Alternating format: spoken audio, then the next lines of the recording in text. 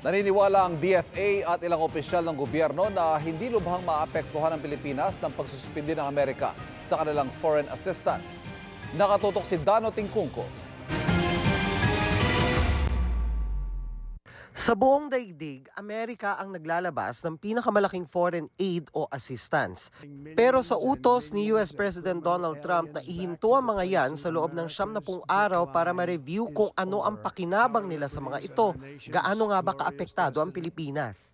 Sa datos ng NEDA na nakalap ng GMA Integrated News Research, ikapito ang Amerika sa mga bansa at institusyon na may pinakamalaking Official Development Assistance o ODA sa bansa. Noong 2023, tumanggap ang Pilipinas ng 615.97 million pesos na ODA mula sa US para sa 40 grant. Nakamonitor sa development na ito ang DFA. Right now, economically we have a lot of partners. I think even with the freeze, it's not like it's going to severely affect us. Para kay US Ambassador to the US Jose Manuel Romualdez, wala raw dapat ikatakot na may magbabago sa US-Philippine Alliance. Kung tutusin, mas malaki raw na ambag ng Amerika sa atin ang military operation at assistance tulad ng ginagawa sa mga EDCA site. That is mutually beneficial for both our countries dahil it's important for them na nandiyan sila, may presence sila dyan sa Indo-Pacific region. At tayo naman, we want them to be present dahil sa iyan ang ating problema dyan sa West Philippine Sea. Pero ang ibang mga tulong ng Amerika tulad ng gamot sa HIV treatment at prevention, panandalian lang daw ito ayon kay Ambassador Romualdez. Itong administration ni President Trump, talagang lahat tinitingnan nila talaga kung paano sila, yung sinasabi nga nila na ililiitan nila yung kanilang ginagastos dahil yung kanilang trade, yung deficit nila ay medyo malaki. Naniniwala rin si Representative Joey Salceda na isa ekonomista na walang magagawa ang Pilipinas sa anumang pasya ng Amerika. Pero ang mas hinihingi raw ng Pilipinas ay patas na access sa American market. Dahil kung masyado raw mahal ang patong nila sa ating mga export, hindi raw yan maituturing na gawain ng isang kaibigan at kailangan nating magbago ng trade at foreign policy. At kung baliwalain daw ng Amerika ang ugnayan nito sa Pilipinas, mapipilitan daw tayo maging mas malapit sa China. Para sa GMA Integrated News, Dano Tingkungko, nakatutok, 24 oras. Ipatupad lang ng tama ang reproductive health law. Posisyon ito ni Health Secretary Ted Herbosa na naniniwalang hindi na kailangan ng bagong batas para sa comprehensive sexuality education. Nakatutok si Jonathan Andal. Hindi kailangan ng bagong batas kontra teenage pregnancy, ayon mismo kay Health Secretary Ted Herbosa. Meron naman tayong reproductive health law.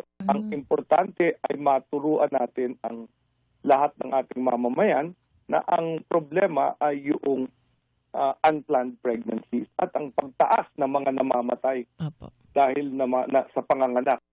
Sabi ni Herbosa, nasa RH law naman ang CSE o Comprehensive Sexuality Education. Kailangan lang daw itong ipatupad ng tama. Kinukunan pa namin ang komento rito si Senadora Risa Hontiveros, ang naghain ng Senate Bill 1979 o Prevention of Adolescent Pregnancy Act of 2023 na umani ng suporta pati batikos sa iba't ibang grupo. Naghain siya ng substitute bill para mas magkalinawan. Tinanggal na ang mga katagang guided by international standard na para sa mga kontra sa panukala ay tungkol daw sa masturbation o sexual feelings ng mga bata. Nilinaw na rin sa substitute bill na 10 years old pataas lang ang bibigyan ng comprehensive sexuality education at 16 years old pataas lang ang maaaring magka-access sa contraceptives kung may parental consent. Isa sa umaasa sa panukala ni Hontiveros ang grupong The Forum for Family Planning and Development. May problema raw sa pondo ang sex education sa ilalim ng DepEd. Ang kaya lang ng DepEd nitong nakaraang administration ay 3 region lamang nila niro-roll out ito.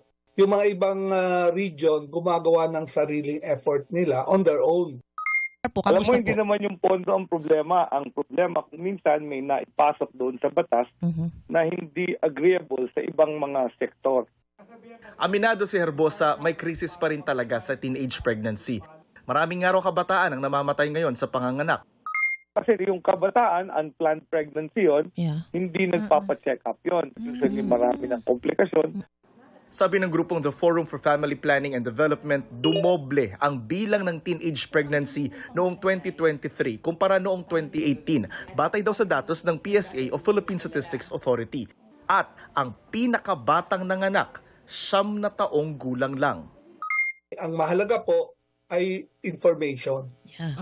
Tamang information sa mga kabataan na umaasa sa kapwa kabataan o sa internet. Hindi yun na dapat ang source of information pagdating sa sexuality, sa relationships. Isang mahalagang role po ito ng magulang. Pero kung hindi nagagawa ng magulang, mga eskwelahan. Para sa GMA Integrated News, Jonathan Andal, nakatutok, 24 oras. Nabalot ng frost o andap ang ilang pananim sa Atok Benguet kahapon dahil sa lamig na panahon. Kaya po ang mga magsasaka, nisprayan ng tubig ang mga pananim para hindi maapektuhan ng frost. Ngayong araw, bumagsak sa 9.4 degrees Celsius ang temperatura sa La Trinidad, Benguet, base sa tala ng Pag-asa BSU Agromet Station. Ito na raw ang pinakamababang temperatura na naitala ngayong amihan season.